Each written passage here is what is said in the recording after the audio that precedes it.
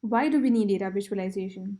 We need data visualization because a visual summary of information makes it easier to identify the patterns and trends than looking through thousands of rows on a spreadsheet.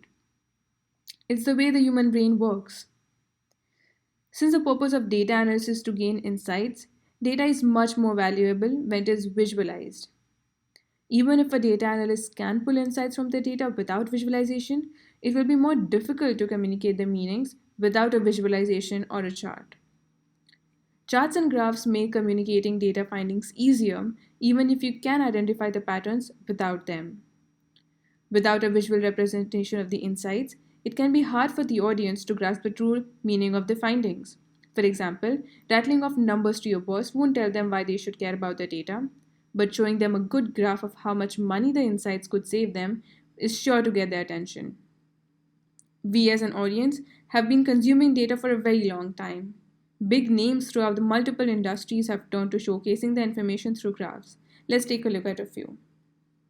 The graph published by World Health Organization gives us insights into the fast food consumption in the years 1995 and 1997.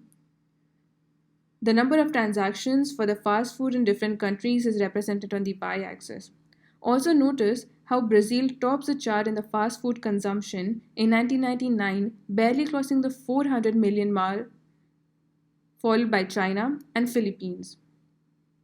All these three countries have a significant rise in their fast food consumption from 1995 to 1999. Taking a look at this another graph published by the New York Times indicating how the global average temperatures have risen over the years in the 20th century is also an eye-opener.